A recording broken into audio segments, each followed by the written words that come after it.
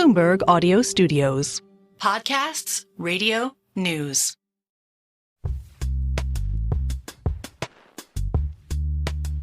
Hi, I'm Jason Kelly. I'm Alex Rodriguez. And on this episode of The Deal, Jay Williams. So, Alex, Jay is a multi-hyphenate in a lot of ways. This is a guy who was a superstar college athlete, has a massive accident that sort of takes him out of the NBA, and completely reinvents himself to the point where we know him from ESPN.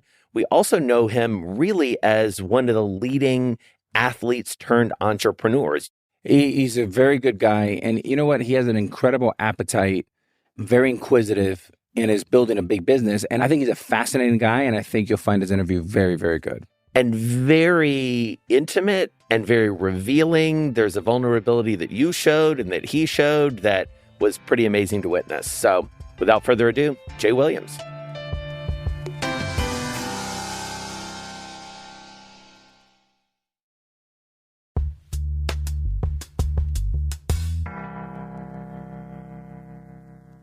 All right, we like to start every show, Jay. Oh my gosh, I just introduced you myself. You introduce yourself and tell us who you are.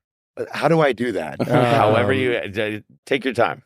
Jay Williams, on-air personality, own a media company. I invest. I followed him for a very long time, kind of geeking out to be here with you guys, and just excited for the opportunity to chat. And where'd you go to college? Duke University, played for the Chicago Bulls. And we have a great common friend, obviously much closer to you than to me, but I'm a big admirer of Coach K. Coach K. Which we'll talk about later. Yeah, we're going to get into all of this. I feel like for doing TV, I should have done a better job of introducing myself. You want to take two? No, okay. I like the messed up tape. It's raw. No, that's good. That's good. People like it a little rough. I do want to ask you, I mean, we're going to talk about a ton of different things, but one of the reasons I know Alex and I were so fascinated to talk to you is, given everything you just said about what you're doing, what you have done, it does feel to me like something new and different is happening in sports and media and culture right now. Do you agree? And why do you think it is? So I'll give you guys some context to how I kind of, and guys like Alex, I think, have really helped me expand my mind and how I think about this. I started a holding company when I first got into TV, just called Clandestine Ventures, right? And my mom, who just passed away a year ago, God rest her soul, always like, why such a negative connotation word? And that was always because at ESPN, I couldn't let ESPN know about investing. I couldn't let ESPN, I invested in a procurement company for sponsorships because it always got used against me. Right? Like I wasn't focused on my craft. And I just think now we have people that are unapologetically themselves in this conversion between sports, finance, media. You could talk about your portfolio on air. You can talk about my relationship with Adam Silver and obviously our Duke connection and how it gives me different insight into team ownership and the CBA. I think now it's way more appreciated because the bandwidth has extended, right? And now it's just not about polarizing conversation or about the game itself. It's about how you're providing color to the commentary. Do you feel that way too? Because I feel like, as Jay said, like you were on the front end of this in terms of, you tell the story about, going into owners' offices in your cleats and seeking advice, but like that wasn't the norm. And so does it feel different to you as well? No, I agree with Jay. To me, it was like a taboo to do anything else besides your core business. And it's a little bit, you had to do it in the shadows. I started my real estate portfolio in my early 20s, but it was like a dark secret. And it's funny, the most grief I ever got in my entire career, far more than the PD suspension and all of that, which we'll get into later, is my contract 252 in the year 2001. And the contrast between that announcement and Ohtani was a hero. He was celebrated. I was villain, 101. It was like Darth Vader. So it's interesting how far things have gone. A lot of it, I think, is social media. Now, the power's gone to the athletes because now they have a platform where they can fight back. And back, 25 years ago, owners ran everything. I was going to ask you because I feel like there's this missing gap, Alex, that's happened, right? And you've been able to close that gap, but I see a lot of other athletes that are trying to focus on that and celebrities from going to becoming, you're the asset, but how do you become the principal? How do you navigate doing TV while also now being in a position to be an owner, right? Which is how people, they may take that as commentary. Like, how do you kind of play neutral in that regard? That's a great question. I mean, it helps that I commented in baseball and own in basketball. Yeah. That's a big help. I think for me, it's really thinking about it long term. I think the biggest mistake I see young players is they become very transactional and they want it now, because that's how it is in basketball, right? You go to Duke for 1 or 2 years and boom, you get a huge contract. In business, I thought about it. How do I build a business over the next 50 or 60 years? So it's allowed me to discipline what I call a 10-touch rule. So I won't ask you to be my partner or Jason until we have at least 10 touches. Now, touches can be a nice change of emails. It could be coffee. It could be this. It could be going to a game together. But after 10 touches, that's enough time where we've built a relationship. And now we can maybe start thinking about doing something together. And it keeps you away from the one and done. Like, hey, I met you. Can you invest in into my business? It kind of gives you time to breathe. So it's more transformative than transactional. For sure. For sure. Because I find there's a lot of that in my industry. Like even in looking at some of the deals that other athletes have taken, I'm like, okay, well, what's your long-term plan? It seems more like instant cash grabs instead of actually having a brand strategy. Yeah. And so how did you start to think about being a business person and when? Is that something that like you're talking to Coach K about? Are you talking to your parents? Like, how does that start? So I got lucky. My dad worked at American Express for over 20 years. And my mom was a guidance counselor. So I used to watch her go back to school and receive multiple master degrees while I was in school. So you can imagine being in daycare, playing different sports, and my mom's, going off to night school. But my dad would bring me into the city because I'm from New Jersey all the time. So I would take the train with him, and I would see him do his Windsor knot over and over again because you prepare for the job you want, not for the job you have, right? And Ken Chenault was the first Black CEO that I've ever seen as a little boy. So like I'm, even watching like Kamala Harris now run for president, like my 2 daughters see somebody that looks like them running for president. Like that's a monumental thing for what that could do for your psyche. So just knowing that my dad worked for a Black CEO, I kind of became enamored with Ken Chenault and Amex. Then when I came to Duke, which is great, Coach had me think that way. We started sending letters to Fortune 500 executives that had graduated from Duke. And we started inviting them down to North Carolina, similar to how you did it with the Yankees, right? I mean, there's a lot of commonality here because Duke was always called like the Yankees of college basketball. Right? So with that... And all that entails. I know, right? So all these guys would come down and we just kind of picked their brain around what businesses they were in, how they scaled those businesses, how I should be looking at utilizing like my name, image, and likeness. What businesses should I be thinking about investing in, and how I should, handle my approach to the NBA. It was life altering. So with that in mind, I love the comparison between Duke and Yankees because everyone that watches us, you have an opinion. It's not like you're indifferent. Yeah. You either love us or hate us, which is kind of cool. But my question to you is, at what point did you start crystallizing what a holding company would look like? What was your education behind it? So probably going into my sophomore year, we lost in the Sweet 16 to Florida, and I kind of got punked on the court. And it was one of those moments for me where I had a choice. I could have gone back home, spent some time with my friends back in New Jersey, but I'm kind of a competitive prick, Alex, in a lot of different ways in life. And instead of going back home, I was like, I just want to stay here. So I went to summer school. I started overloading in all my summer courses, and I just worked out every day. Got a chance to play USA basketball, made the team. And I had this one game against Jason Kidd and Gary Payton where I not only held my own, but I did really well. And all these conversations just started with, like, Jay, you could be a first-round draft pick. Like, I went from not being on the draft board to all of a sudden that summer being a first-round draft pick. And then I just started averaging 23, 24 points a game, and people were saying you could be the top pick in the draft. So I think during that time, we had never really prepped for all that stuff around finance. We thought I was going to be a 4-year guy. But then I just started receiving calls from like agents, financial advisors, accounting services. And then my father, my mother, and I, which is always tricky. I was going to ask you how you started dealing with that, like when your parents are kind of at the forefront of those conversations. And it's like, all right, well, we're going to start like, what's a limited liability corporation? Right. What does this actually mean? What do we want to name the LLC? Who are the members of the LLC? Are we going to have an agent that's going to be, handling your accounting services as well? And we just started having those real conversations. And frankly, that onboarding process while I was in my season, it felt overwhelming. But I think the more I did it, it became part of my routine. And I didn't feel as disturbed thinking about, okay, this is my business. Basketball is my business, but this is also my business. I shouldn't let that take away. I don't know if you dealt with this. So people say, well, the more you focus on that, it takes away from your focus on the field. Like that used to always happen to me. Yeah, for sure. And I saw it just like as a compliment to my work, right? And I made it to a point where I said, for every $100,000 that I make, or every 200, I can buy $1 million worth of real estate because you got 800 of debt, 200 of equity.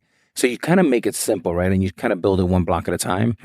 And then any role models that you had, who are some of those people that you've looked up to say, you know what, I like what they're doing. I can take a piece from him, piece from her, and now I have what I have. For me, that person is Magic Johnson. That was a big mentor to me. Sat down with me almost 30 years ago and kind of created the foundation of my company today.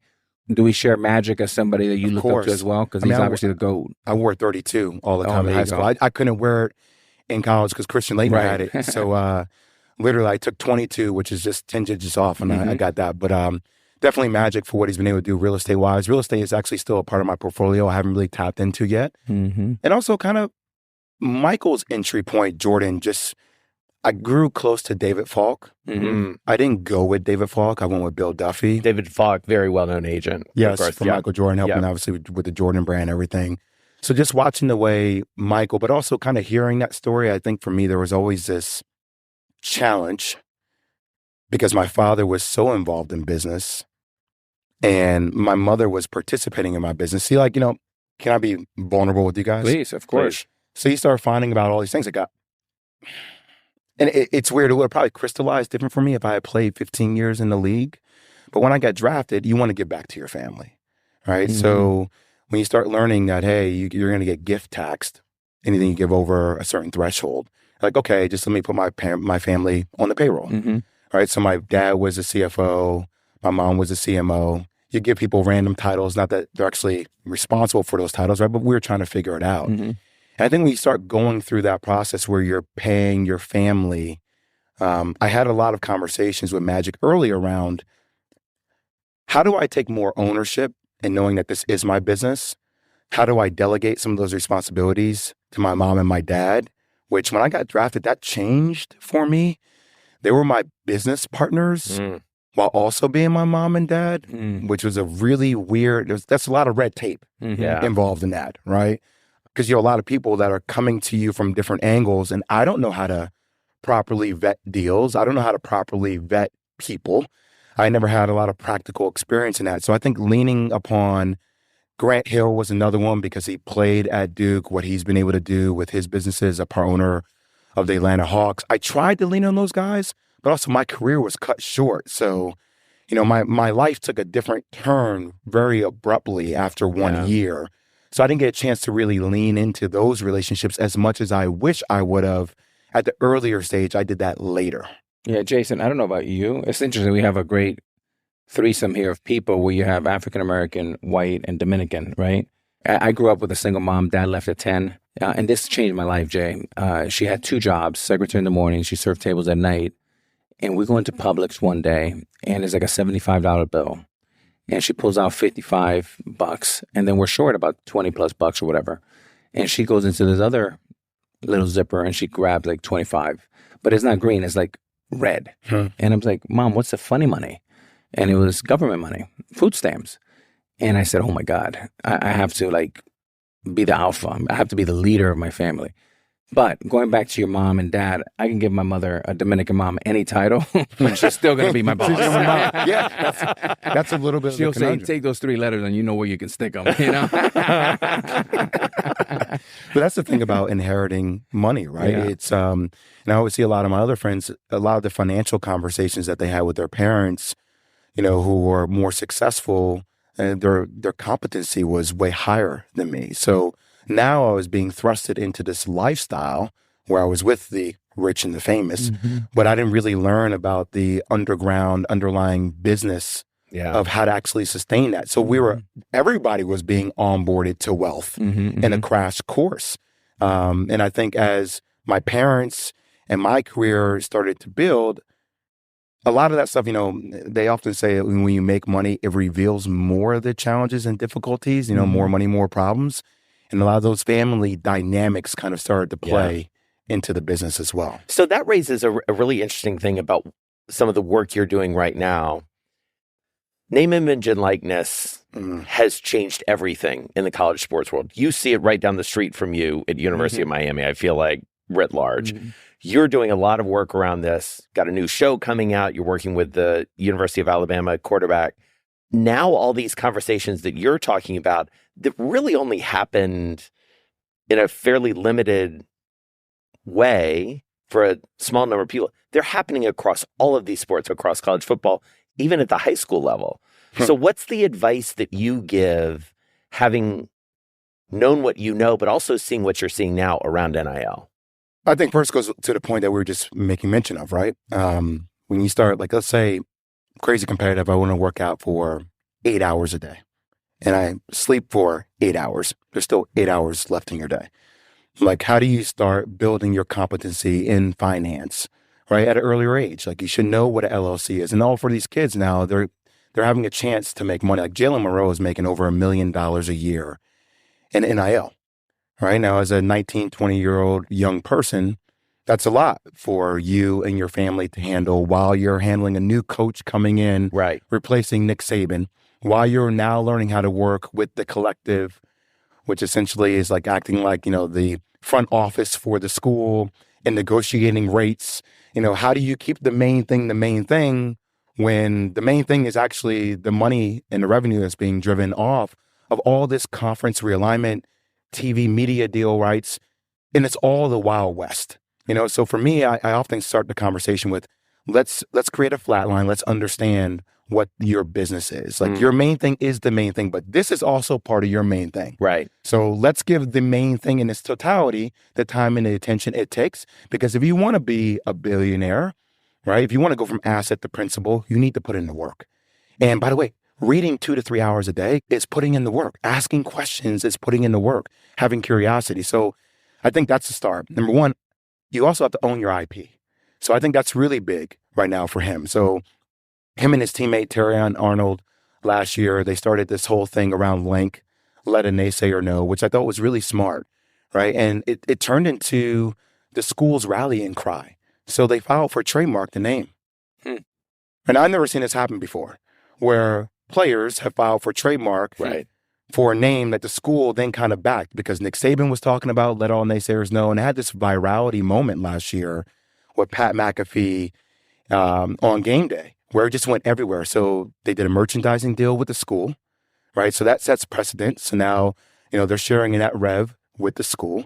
And now we kind of create a digital diary series around that, because I want him to be able to talk firsthand person around how do you navigate owning a name like that, dealing with the school, but also trying to win a national title, competing for the CFP, having the greatest coach of all time that is no longer there. Right. So how do you, not that you can control anything, Jay, but like, how do you think about like, what is your narrative and how you're seeing this and how you stay in alignment with what the school is doing, but how do we make the world see who you are a little bit as well from a leadership perspective? And we own that.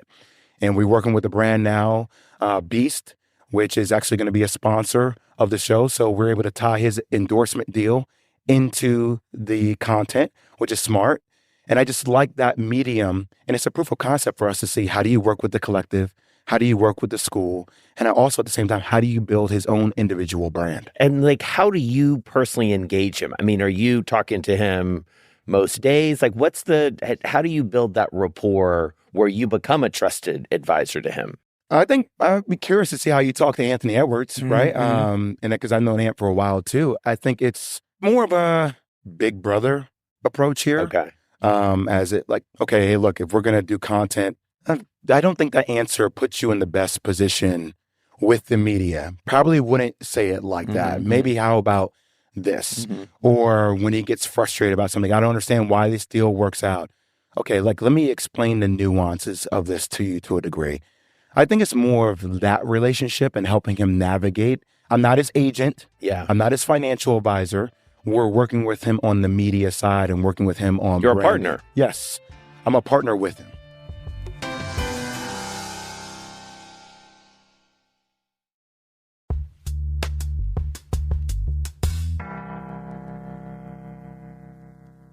So Jay, if we zoom out and you said the Wild Wild West, I think that's exactly what it is. The NIL genie's out of the bottle. They'll probably never come back in. But a few questions. How do you feel about that? Kind of pros and cons? And is this something that is ultimately better for college sports? I do think it's better for college sports. I still get frustrated at it because, whenever I hear them talk about NIL, the natural proclivity is to say, well, okay, now athletes are going to pay. Well, actually, can we talk about rev share? That's different, right? So now we're starting to engage in that conversation. And whenever you talk about rev share, A-Rod, then you start talking about, okay, like how about workers' comp? So just to be clear, what you're differentiating between is NIL, where it's like they're getting paid by a brand or a collective or a company, versus rev share, where they are actually a real partner and employee ultimately of the school or the team. Do I have that right? You already see Dartmouth basketball trying to do that. Right. And also, so USC, UCLA, they go to the Big Ten. Now, you tell me how that fits the geographical footprint of the Big Ten. It fits the financial footprint of the Big Ten, right, which I understand. But it's no longer about academics. Like that travel schedule alone from going, from SoCal to Columbus, Ohio, and then back. Like you're going to miss multiple days. And then back to Maryland, and then back to New Jersey. And Come on. All right. So I understand that. But with that comes a lot of responsibility. So, when you start having these types of conversations, then I go, okay, well, the university has representation. The leagues have representation. The players are allowed to have representation when it comes to branding and endorsement deals. But who is sitting at the table for the players? You need a union. If you're going to become unionized, that means you're going to be an employee. So you have different employee rights, benefits. And I think that's the next step in the natural evolution, especially when we look at basketball and football. They generate the most revenue. And, look at what happened to the Pac-12. Like there's no longer the Pac-12. It's disintegrated right in front of your eyes.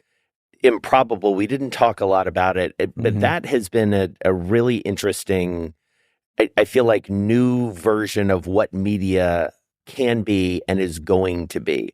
What's your vision for that? I think it's one that's constantly morphing. I think it's like anything. I think when you go into it, you think it's going to be one way, and then you have to pivot 1,000 times, and it starts to take on a new shape and form. I think originally at first it was, okay, as we look at Giannis, who I think is one of the biggest athletes in the world, touches 3 continents between Africa, the United States, and Europe. How do we capture the value in the production and creative aspects along a lot of his endorsements? Because you're seeing a lot of those are just outsourced to third parties. Right.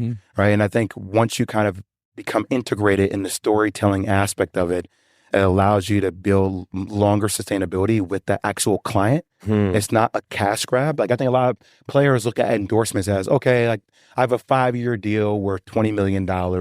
That's great. And then when you get into, 4 years and 8 months, it's like, well, how do we start renegotiating that deal? So for me, I'm like, no, like we're going to sit at the creative table. Right. We're going to keep all the metrics and the data. We're going to show you how we're adding value to your brand. And then I want to pierce the conversation because I really think it bleeds into the portfolio from an investment opportunity. Once again, it goes to deploying capital. Then could we deploy capital and co-invest alongside that athlete, take a stake in what that entity is? Principal.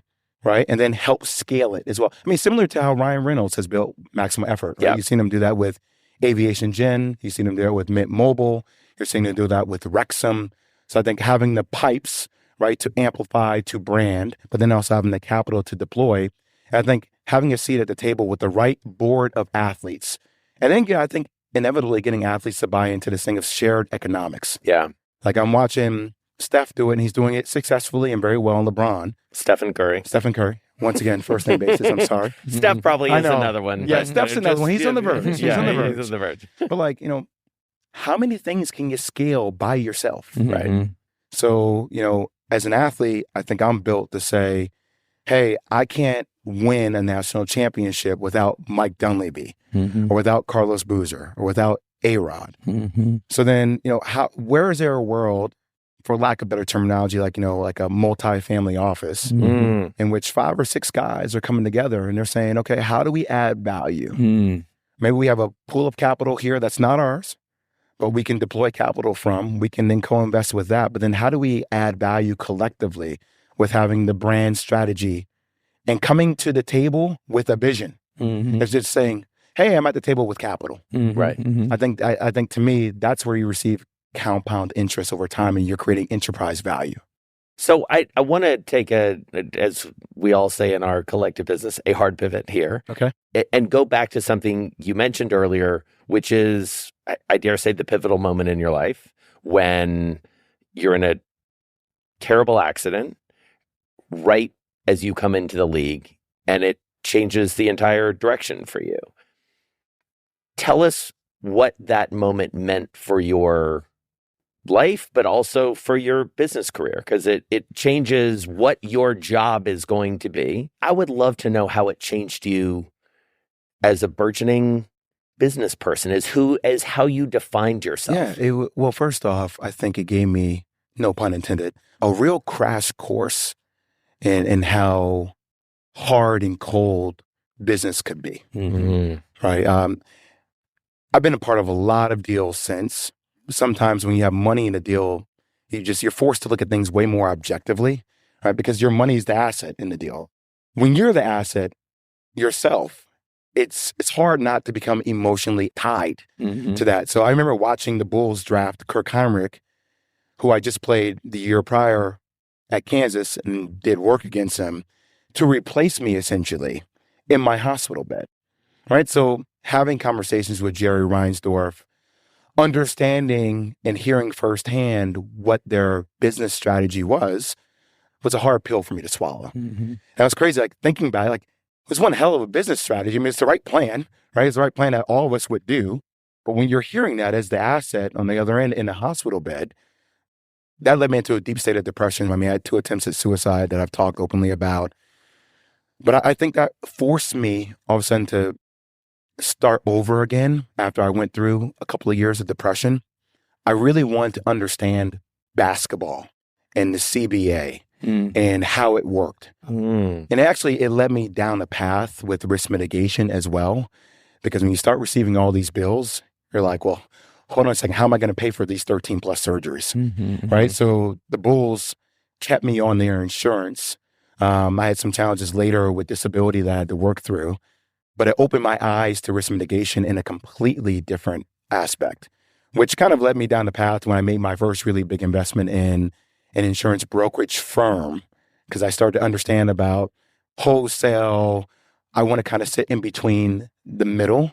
It really opened my eyes up to the under the table businesses associated with basketball. More importantly, and I really started studying the CBA under a guy named Charlie Grantham. I tried to become an agent. I thought that was like my first step into the world because I wasn't going to play anymore. And then, things became difficult because you realize when you're actually working for an agency, you spread a lot of money out to 501c3s, which are essentially AAU programs. Right. And that was still deemed illegal at that time. And a news reporter broke the story on Yahoo Sports that even though I wasn't the main agent, the associated with the agency, that we had paid Kevin Love's AAU team. And it was just one of those things where I was like, okay, how am I going to do this? Like I've lost the ability to connect with players because if it becomes public, that's my mantra to a degree. And how do I kind of change that narrative about me? So I got involved in TV. And that's when I was like, okay, like now I see how media works. I see how this one article came out, how it affected me. And I frankly started the process of writing my book then. I was like, oh, okay, like I'm going to change this narrative. I'm no longer going to be the victim to my motorcycle accident. I'm going to start thinking about how I use my accident to build off of and kind of lean into what I want to become business-wise. And I think that was the first step, it's PR. It's like crisis management and kind of starting that step. And media, working for ESPN, making $35,000 a year, which is another humble kick to the gut. Yeah. And I started understanding media, working in media, and I started the process of writing my book. Because this is something else we have in common. And I was telling Jay, at 14, I served the year suspension for PED use. And my whole world kind of fell apart. And I mean, I think it's very public now that I've done over 12 years of therapy. I continue to be in it as huge part of my life. But I had built this incredible career and I was almost 40. It was so scary to have to think about, oh my God, am I going to have to scratch everything and start all over again? Like that. I was below ground zero, for different reasons, obviously, than yours. But nevertheless, we had to build it back up from ground zero.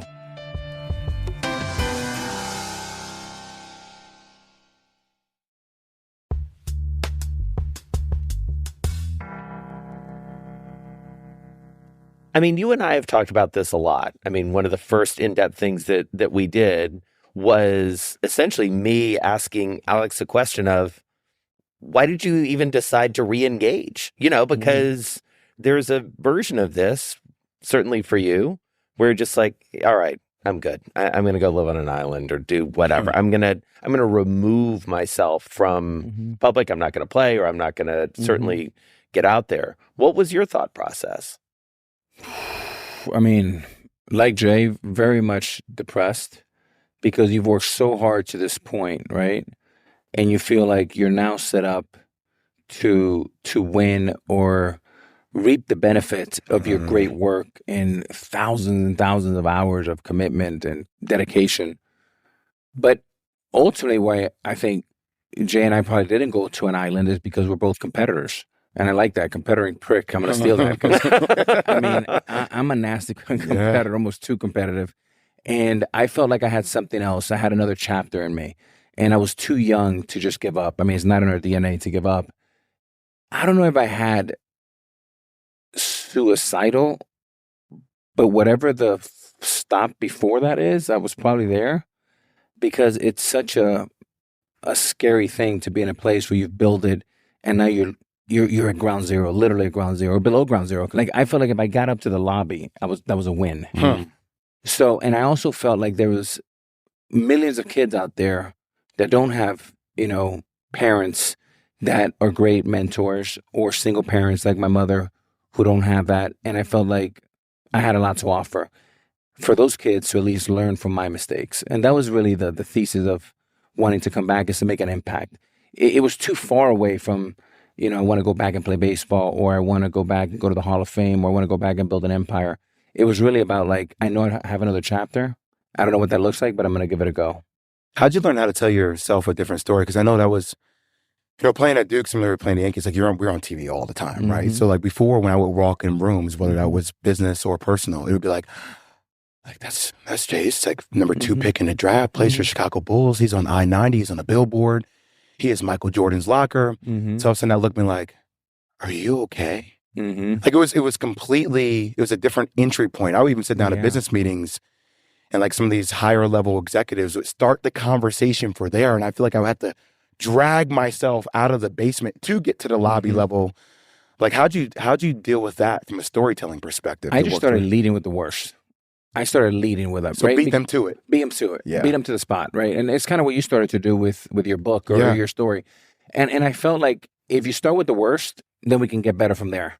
And if you want to throw me out of the meeting, let's just do it in the first 10 minutes. That way I don't waste your time, you don't waste my time. Yeah. But I feel like when you own things and then you talk about the lessons learned, at least you set the foundation to show that you have self-awareness. And I see this from a lot of young kids that, or just people in general, that they make mistakes, but their self-awareness still hasn't gotten to where it needs to be.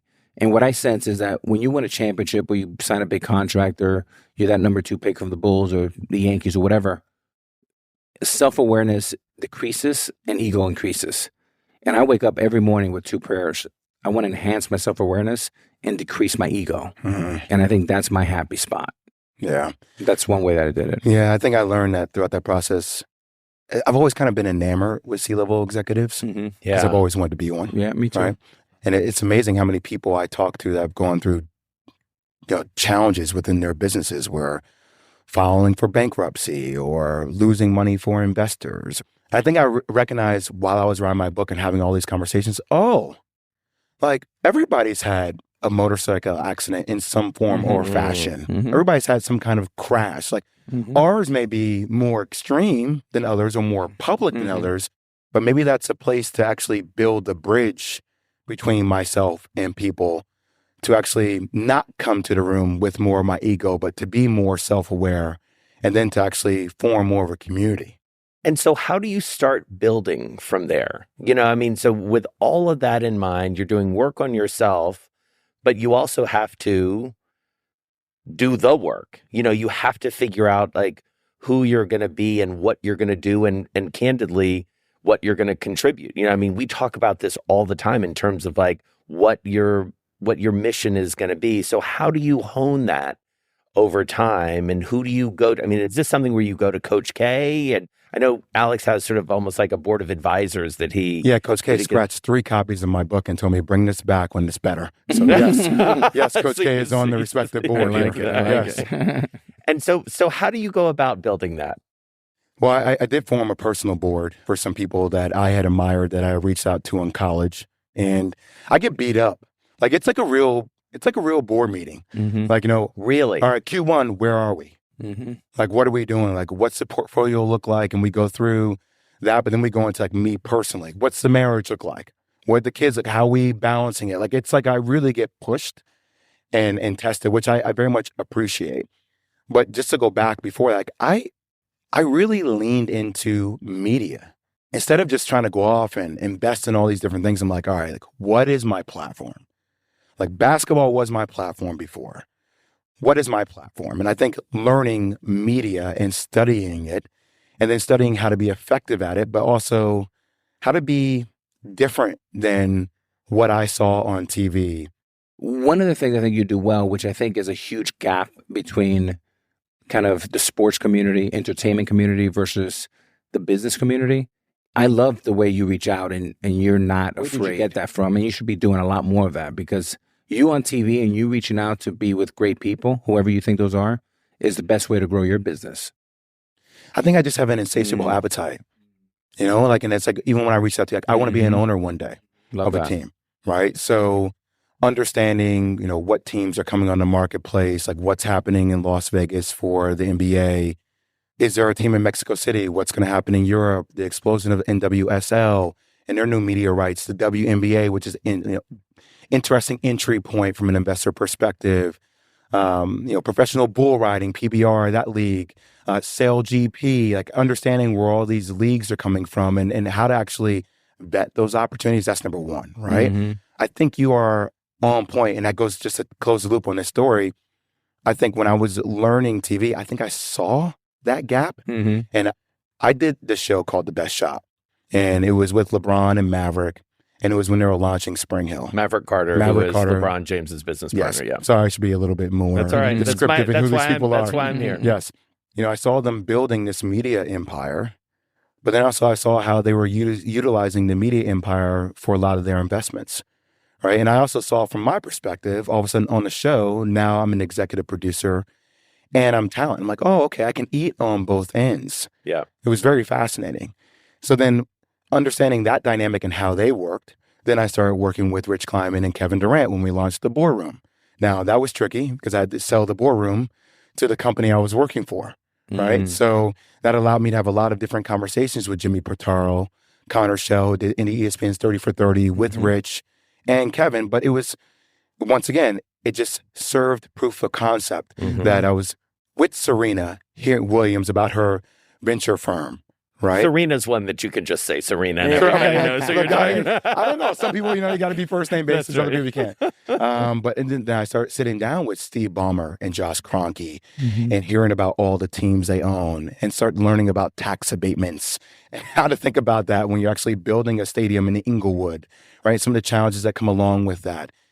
And then I would listen to high-level athletes who actually were pretty competent in business, but still didn't sound as competent or still were somewhat a little bit afraid to sit at the actual table. Alex, do you still get that? Like with certain athletes, like they want to be in the room and they could be in the room and they can listen, but they don't know how to take it to that next step as a business person. Yeah, I think a lot of it is because they're never alone in a room. Yes. I would tell athletes, get yourself in the room and go alone. That's the greatest advice I can give you, because if not, inevitably they're going to talk to your agent or your manager or whatever. Now, it's okay to bring one person or whatever, but get in the room, get uncomfortable, and feel comfortable in the uncomfortable, especially sitting at that table. And I love the fact that you have quite honestly, we say the cojones. Maybe moxie. Yeah, Moxie. moxie. See, that's a Georgetown word. I like that's a that. Georgetown. I The like Georgetown moxie. Duke. I feel very much imposter right now. Okay, I have like Dominican University here, but Jay, with you, I love that you can verbalize. That's part of it, and to say it. First of all, it's hard to do it in your mind. To say it in your mind, you're saying it publicly. I want to be an owner one day. That's awesome. But how does the Jay Williams holding company look in 5 years if you had it your way? I think having capital to deploy is very important to have a seat at the table. So I think what you might see is I'll always keep my foot within media from an ownership perspective. I understand that business and I understand where that business is going. But I think the sports marketplace is really fascinating for me, Alex, right? Like being able to have capital behind an entity with a media marketing branding arm where I can look at certain investments and I can look at their operating teams and effectively take shots at those type of assets and scale that slowly.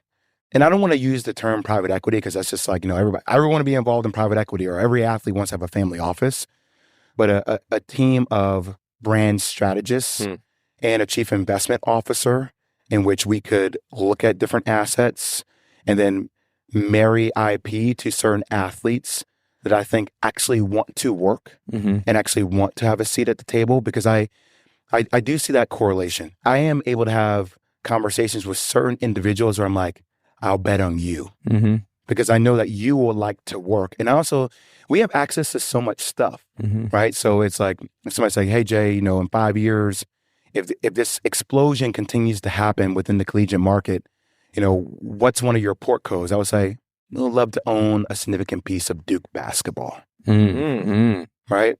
Would love to own a significant piece of Ohio State football. I think that's going to be a marketplace that's being tinkered around right now, but then also thinking about all these traditional athletic companies, athletic, departments are still very archaic.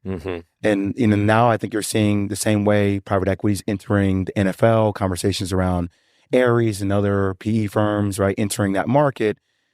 I think that's going to happen on the collegiate market. And, how could you help Duke generate more revenue and be more profitable, right, by having experts associated with Duke basketball from a branding perspective, from a content perspective, from a media rights perspective. So I think in 5 years, I think that's the direction I'm going. And I think similar to you, I think I always love commentary, but I want to be insightful with my commentary. And I also think similar to what we're doing with Jalen, I like telling things more from the player businessman perspective instead of just the player perspective. I think I'm starting to learn that could be my sweet spot that doesn't allow me to ultimately hurt my relationships, but still be true to myself and what I see. I mean, you talk about Magic all the time, basically saying you can get in the room. Like you guys can do the thing that is certainly hard for a journalist, but like hard for an everyday person just to get into the room because everybody wants to know exactly what you're talking about. What's it like? What's it like shooting that free throw? What's it like taking that three? What's it like being at that home plate? And then you're in, and then you prove yourself and the relationship begins, et cetera. Yeah, I agree with that, Jason. And Jay, the thing is that I've studied so many of the Titans, right? But what they are expecting is they're expecting for you to come in the room, be a nice guy, and take a picture and sign autographs. And then we say bye-bye to you. Now we put you on your way. They're not expecting you to have a real team, and they're definitely not expecting you to follow up. And I think that's where most athletes, 20% of the athletes ask for the meeting, probably 1% of those 20 follow up in a real way. And you got to follow up, right? And you got to be long-term thinking. Because if most athletes come in with high expectations, one meeting, big deal, it doesn't really happen like that. Unless you're, Tiger or maybe Tom Brady or something that is just one and done and you're good. But it's just who's going to be persistent to hang around, keep coming back, and stay focused on what you really need and want,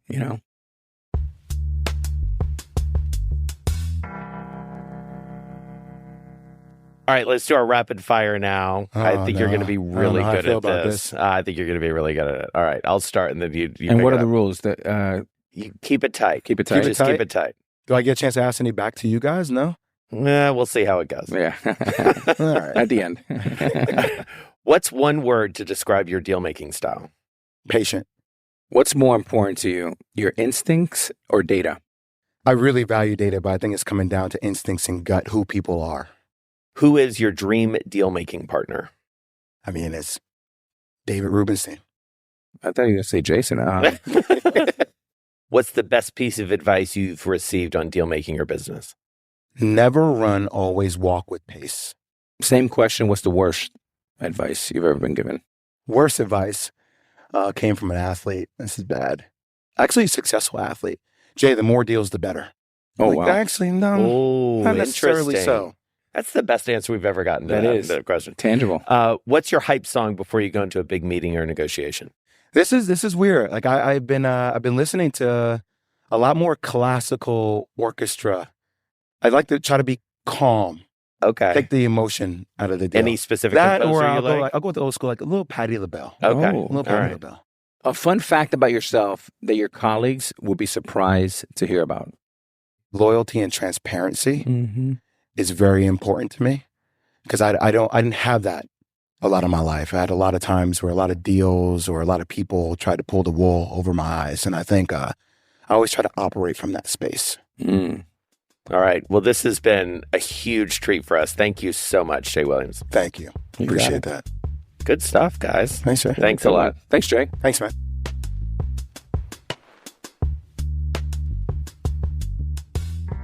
The Deal is a production from Bloomberg Podcasts and Bloomberg Originals. The Deal is hosted by Alex Rodriguez and Jason Kelly.